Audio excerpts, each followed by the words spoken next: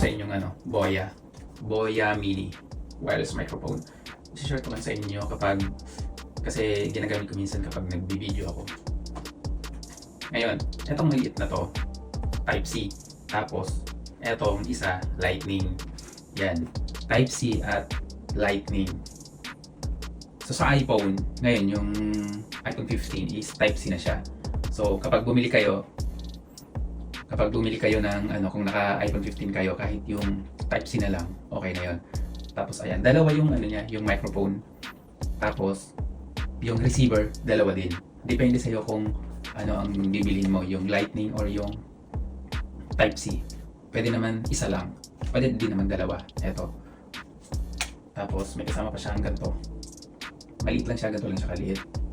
Umaabot siya ng 100 meters kapag walang obstacle. Pero hindi ko pa natatry. No? Ito. Meron din siyang kulay white and kulay black. Ito yung binili ko, kulay black. Tapos, Type C ang gamit ko. Since iPhone naman tong gamit ko, yung iPhone naman kasi, yung microphone niya, ito yung wala pa, hindi ko pa ginagamit ha. Hindi siya ganun kaingay kapag nagbi-video kasi meron naman siyang sariling noise cancellation. So, try natin itong gamitin. Ginamit natin yung receiver pero hindi pa naka-on yung noise cancellation. Naka-blue pa siya, kulay blue. Kapag naka-blue, hindi pa naka-on yung noise cancellation. Tapos kapag iPhone, na-observe ko lang, kapag iPhone ang gamit nito, hindi siya ganun kasi yung iPhone hindi na naman meron ng built-in na noise cancellation eh.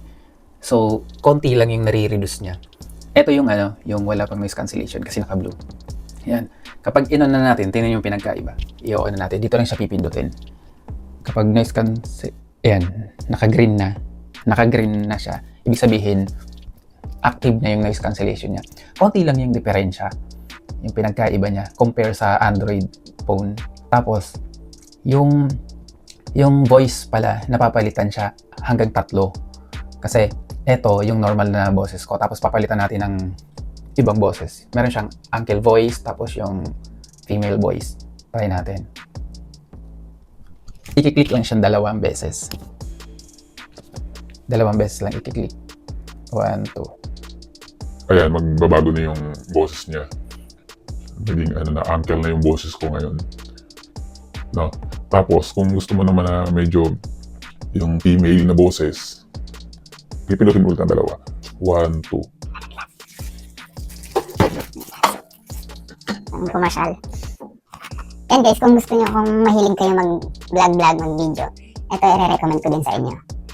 Yung, hindi ko lang alam kung magkano yung price niya sa Pilipinas, pero dito, sa Japan, nasa 11,000 yen siya. So, siguro aabotin na 4,000 sa Pilipinas, or 3,000 plus. Hindi ka na masyadong chinek. Pero kung hilig nyo naman na ito yung may recommend ko sa inyo kasi maliit lang siya. Tapos kapag mag-outdoor, halimbawa sa kalsada, mag-video kayo, ayan, maliit lang siya.